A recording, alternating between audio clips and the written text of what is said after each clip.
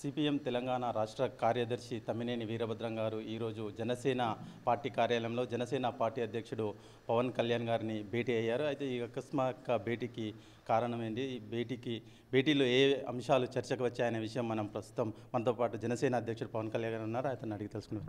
Sir చెప్పండి, మీ భేటీలో ఏ ప్రధానంగా ముఖ్యంగా తమ్మినేని వీరభద్రం గారి మీద నాకు అపారమైన గౌరవం ఉంది. ఎందుకంటే ఆయన ఎన్ని వేల కిలోమీటర్లు నడిచి తెలంగాణ గురించి సమస్యలను లేవనెత్తి ప్రజల్లోకి ముందుకు తీసుకెళ్ళడం అది నాకు విపరీతమైన గౌరవభావం ఉంది. అలాగే సిపిఎం పార్టీ మీద కూడా నాకు చాలా గౌరవం ఉంది. ఎందుకంటే వాళ్ళు ఆలోచన విధానం చాలా నిర్దిష్టంగా ఉంటుంది. ప్రజా సమస్యల మీద వాళ్ళ పోరాటాలు, వాళ్ళు చేసిన పోరాటాలు నాకు చాలా అమితమైన గౌరవం ఉంది. కాదు ఈ రోజున ముఖ్యంగా జరిగిన డిస్కషన్లో ముఖ్యమైనది ఏంటంటే, ఇప్పుడు ఒక ప్రభుత్వాన్ని పట్ల అసంతృప్తి ఉన్నప్పుడు ప్రజలకి దాన్ని వెలుబుచ్చుకునే ఒక హక్కు ఉంటుంది. అలాంటిది మనకి ఈరోజున హైదరాబాద్లో మనకి ధర్నా చౌక్ ఉంది. కానీ ఇప్పుడు అక్కడ ధర్నా చేయకూడదు, నిరసనలు తెలియచేయకూడదు అన్నది రాష్ట్ర ప్రభుత్వం ఉత్తర్వులు జారీ చేసింది. మేము మా డిస్కషన్ వచ్చిందని నేను కూడా షేర్ చేసి పంచుకుంది ఏంటంటే, పోయినసారి నేను పిఆర్పీలో ఉన్నప్పుడు కూడా అప్పుడు కాంగ్రెస్ ప్రభుత్వం భీమరావు బాడాని తీసేసుకున్నప్పుడు, దాని మీద అక్కడ వాళ్ళని కబ్జా చేసినప్పుడు, ప్రజల్ని వెళ్ళగొట్టేసినప్పుడు మేము అదే ఇందిరా పార్క్, అదే ధర్నా చౌక్ దగ్గర మేము అందరం ధర్నా చేయడం జరిగింది, ప్రజారాజ్యం పార్టీ తరఫున కూడా. అలాగే ప్రత్యేక తెలంగాణ కోసం అక్కడ అనేక ఉద్యమాలు జరిగినాయి, అక్కడ అనేక నిరసనలు జరిపాయి. అలాంటిది తెలంగాణ వచ్చాక అసలు నిరసనలే జరగకూడదు ధర్నా చౌక్లో అంటాం ఒక వారసత్వాన్ని, ఒక లెగసీని చంపేసినట్టు అవుతుంది.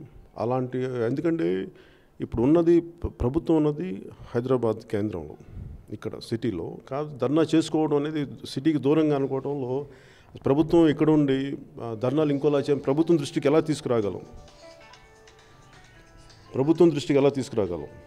సార్, డిసెంట్ అనేది డెమోక్రసీలో ఒక బ్యూటీ లాంటి, అసలు అలాంటి డిసెంట్ను నియంతృత్వంగా అసలు ప్రశ్నించే గొంతు ఉండొద్దని కేసీఆర్ గారు ఒక ప్రయత్నం చేస్తున్నారు. దీన్ని మీరు మే 15న అన్ని ప్రజా సంఘాలు, వామపక్ష పార్టీలు ఆక్యుపై ధర్నా చౌక్ అనే ప్రోగ్రాం, అందులో జనసేన పార్టీ మీరు పాల్గొన్నారు.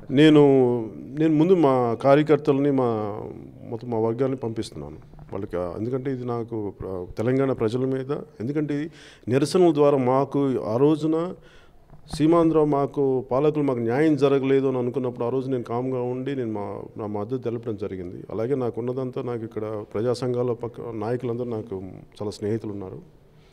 సో వాళ్ళందరి మీద గౌరవంతో వీటితో నేను జనసేన ఈ ప్రదర్శనకి మద్దతు తెలుపుతాను. సార్, గతంలో కూడా మీరు వామపక్ష పార్టీలతో పనిచేయడానికి సానుకూలంగా ఉన్నట్లు తెలిపారు. ఇప్పుడు రెండు వామపక్షాలతో మీరు కలిసి తెలంగాణలో పనిచేయబోతున్నారా?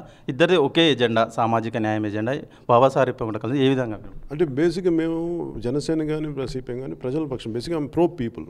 నేను అనేది ఏ పార్టీ ఎట్లా అనే కంటే కూడా నేను బేసిక్గా ప్రో పీపుల్. అది ఆ సమయాన్ని బట్టి మేము ఎలా చేయాలి ఫ్యూచర్లో, అది మా ఆలోచన విధానం ఎలా ఉంది అన్నీ మేము ఒకరినొకరు అర్థం చేసుకొని నేను పార్టీ నిర్మాణం జరిగాక తదుపరి విషయాలు మాట్లాడతాను. సో ఈ పొత్తు పోరాటాల వరకు, ప్రజా పోరాటాల వరకే ఉంటుందా ఈ భాగస్వామ్యం, లేకపోతే ఎన్నికల్లో కూడా ఆ సిపిఎం పార్టీతో ఏమన్నా పొత్తు? అంటే అది అక్కడ దాకా మా డిస్కషన్ రాలేదు. కానీ ముందు నాకు నిర్మాణం జరగాలి, నిర్మాణం జరిగాక అది ఏ స్థాయిలో ఎలా ఉంటుంది దాన్ని బట్టి, అంటే నాకు అంత శక్తి సామర్థ్యాలు పెంచుకున్న తర్వాత దాన్ని మాట్లాడటం సబబు అనిపించింది. సో తెలంగాణలో అనేక సమస్యలు ఉన్నాయి, రైతు ఆత్మహత్యలు తీసుకొని ఇలాగే.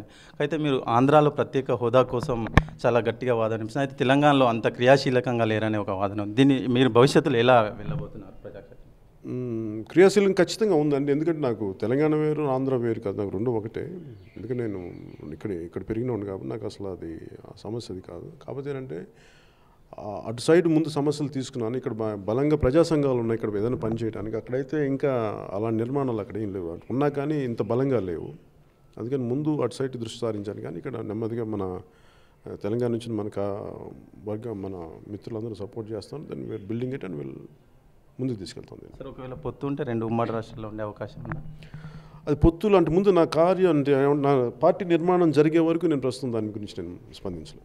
ఇది పూర్తి స్థాయిలో పార్టీతో చర్చలు జరిపిన అనంతరం తాను ఎన్నికలకు సంబంధించిన ఇప్పటికైతే ప్రజా క్షేత్రంలోకి వెళ్ళడానికి జనసేన పార్టీ నిర్మాణాన్నిపై దృష్టి పెట్టామని పవన్ కళ్యాణ్ మనతో చెప్తున్నారు. ప్రస్తుతం మనతో పాటు సిపిఎం తెలంగాణ రాష్ట్ర కార్యదర్శి తమ్మినేని గారు కూడా ఉన్నారు. సార్ చెప్పండి సార్, ప్రధానంగా ఏ అంశాలు చర్చ? ఈరోజు పెద్దలు పవన్ కళ్యాణ్ గారితో మన రాష్ట్రంలో అట్లాగే పక్క రాష్ట్రం ఆంధ్రప్రదేశ్లో జాతీయ స్థాయిలో మొత్తం దేశంలో జరుగుతున్న రాజకీయ పరిణామాల గురించి పరస్పరం అభిప్రాయాలు తెలుసుకోవడం అనేది జరిగింది. చర్చ చాలా సానుకూలంగా జరిగింది. వారి అభిప్రాయాలు చాలా సానుకూలంగా ఉన్నాయి. అయితే నిర్దిష్టంగా రాజకీయాలు అంటే ఎన్నికల గురించి, ఎన్నికల పొత్తుల గురించి అంతదాకా మా చర్చ వెళ్ళలేదు. తప్పకుండా భవిష్యత్తులో ఆ విషయాలు కూడా చర్చకు వస్తాయి. కానీ ప్రస్తుతం తెలంగాణ రాష్ట్రంలో జరుగుతున్నటువంటి ప్రజా ఉద్యమాల గురించి, ఇటీవలనే ముగిసినటువంటి పాదయాత్రలో ముఖ్యమైన ఎజెండా అయినటువంటి సామాజిక న్యాయం, ఈ అంశంలో ప్రభుత్వం తీసుకున్న చర్యలు, భవిష్యత్తులో కార్యాచరణ ఎలా ఉంటే బాగుంటుంది, ఇలాంటి అంశాల గురించి చర్చ జరిగింది. ఈ అన్ని విషయాలు కూడా సానుకూలంగా స్పందించారు. ముఖ్యంగా నేను నిర్వహించినటువంటి సిపిఎం పార్టీ నిర్వహించినటువంటి పాదయాత్ర గురించి వారు చాలా సానుకూలమైన అభిప్రాయంతో ఉన్నారు. ఇది మంచి ఫలితాలు ఇస్తుందని, భవిష్యత్తులో కూడా ఈ కృషి కొనసాగించాలని అభిలాష వ్యక్తం చేశారు. ప్రజా సమస్యలపైన ఎప్పుడు ప్రజల పక్షానే ఉంటామని, ప్రస్తుతం జరుగుతున్న ప్రజాస్వామ్య రక్షణ కోసం, ధర్నా చౌక్ రక్షణ కోసం సాగుతున్న సేవ్ ధర్నా చౌక్ ఉద్యమానికి మద్దతు ఇస్తామని స్పష్టంగా చెప్పారు. 15వ తేదీ జరిగే ధర్నా చౌక్ ముట్టడి కార్యక్రమంలో కూడా పాల్గొంటారని చెప్పారు. అందుకు ధన్యవాదాలు. భవిష్యత్తులో ఈ చర్చలు కొనసాగుతాయి. పరస్పర అవగాహనతో ముందుకు సాగటానికి తెలంగాణ రాష్ట్రంలోనూ ఇంకా ఇతర ప్రాంతాల్లోనూ ప్రజాహితం కోసం సాగుతున్నటువంటి ఈ కృషి ముందుకు సాగాలని కోరుకుంటున్నాం. సార్, రెండు పార్టీల ఎజెండా సామాజిక న్యాయమే. ఇది ప్రజా పోరాటాల వరకు ఉంటుందా, లేకపోతే ఎన్నికల వరకు వెళ్తుందా? ఎన్నికల్లో కూడా ప్రస్తుతం ప్రజా సమస్యలు, పోరాటాల గురించే నిర్దిష్టంగా చర్చించాం. ఈ చర్చ తప్పనిసరిగా అక్కడి దాకా కూడా ప్రయాణం చేస్తుంది. బహుశా ఇప్పుడే పవన్ గారు చెప్పినట్టుగా పార్టీ నిర్మాణం పైన కేంద్రీకరించి ఉన్నారు. అన్ని జిల్లాల్లో, మండలాల్లో, ప్రాంతాల్లో కూడా పార్టీ కమిటీలు ఏర్పాటు చేయాలని, పార్టీని ఒక యంత్రాంగంతో, స్థిరమైనటువంటి కేడర్తో నిర్మాణం చేయాలనే ప్రయత్నంలో ఉన్నారు. ఆ తర్వాత నిర్దిష్టంగా రాజకీయ వైఖరుల గురించి, పొత్తుల గురించి చర్చిస్తామని చెప్తున్నారు. ఆ చర్చ దాకా ఇంకా మేము వెళ్ళలేదు. తప్పనిసరిగా భవిష్యత్తులో ఆ చర్చలు ఉంటాయి. సరే, 15న ఆక్యుపై ధర్నా చౌక్ కార్యక్రమం ఉంది. అందులో సిపిఎం పార్టీ పాత్ర ఎలా ఉండబోతుంది? జనసేనను కలుపుకొని ఎలా? సిపిఎం ఒకటే కాదు, సిపిఎం, సిపిఐ, ఇంకా ఇతర వామపక్షాలు, అట్లాగే కోదండరామ్ గారి జేఏసీ, అట్లాగే చంద్రకుమార్ గారి సామాజిక వేదిక, గద్దర్ గారి మహాసమాజము, ఇలాంటి అన్ని సంస్థలు కూడా కలిపి ఐక్యంగా ఉద్యమిస్తున్నటువంటి సందర్భం ధర్నా చౌక్ పరిరక్షణ అనేది. దీంట్లో ఈ రోజున పవన్ గారు కూడా కలిశారు కాబట్టి ఈ ఉద్యమం మరింత బలోపేతం అవుతుందని ఆశిస్తున్నాం. సార్, మీరు పాదయాత్ర చేశారు, ప్రజాక్షేత్రంలో మొత్తం తెలంగాణ రాష్ట్రం అంతా తిరిగారు. రైతు ఆత్మహత్యలతో పాటు తెలంగాణ ప్రభుత్వం అనుసరిస్తున్న అనేక భూసేకరణ కావచ్చు, అనేక ప్రజా వ్యతిరేక నిర్ణయాలు, క్షేత్రస్థాయిలో మీకు ఎలాంటి సమస్యలు ముందుకు వచ్చాయి, వాటిని ఎలా మీరు పరిష్కరించడానికి ఎలాంటి పోరాటాలు చేపట్టబోతున్నారు? ప్రస్తుతం ధర్నా చౌక్ రక్షణ కోసం ఉద్యమం నడుస్తోంది. అట్లాగే మిర్చి రైతుల మద్దతు ధర కోసం ఉద్యమం నడుస్తోంది. ఇటీవల దాకా భూ నిర్వాసితులు, తెలంగాణ రాష్ట్రంలో ప్రభుత్వం ఏదైతే దాదాపు 5 లక్షల ఎకరాల భూముల్ని ప్రాజెక్టుల కోసం, అట్లాగే పరిశ్రమల కోసం సేకరించడానికి పూనుకున్నదో, ఆ సేకరణలో చట్టాలని అమలు చేయాలని, చట్టబద్ధంగా పరిహారం ఇవ్వాలని చెప్పి చాలా పెద్ద ఎత్తున పోరాటాలు చేశాం. ఈ పోరాటాలు కూడా భవిష్యత్తులో కొనసాగుతాయి. దాంతోపాటు కేసీఆర్ ఎన్నికల సందర్భంలో కానీ, ఉద్యమ సందర్భంలో కానీ చేసిన అనేక వాగ్దానాలు అమలుకు నోచుకోలేదు. వాటిని గురించి కూడా పాదయాత్రలో ముందు పెట్టడం జరిగింది. వాటి అమలు కోసం కూడా పెద్ద ఎత్తున ఉద్యమాలు రాబోయే కాలంలో జరుగుతాయి. బహుశా జూన్లో అన్ని ప్రజా సంఘాల యొక్క ఐక్య వేదిక ఈ ప్రజా సమస్యల పరిష్కారం కోసం, ప్రభుత్వం పైన ఒత్తిడి తీసుకొచ్చే దానికోసం ఒక ప్రజా సంఘాల ఐక్య వేదిక ఏర్పాటయ్యే అవకాశం ఉంది. ఈ ఐక్య వేదికలో కూడా పాల్గొనే అవకాశాల గురించి పవన్ గారితో చర్చించాం. ఆ విషయంలో కూడా త్వరలోనే నిర్ణయం తీసుకోబోతున్నారు.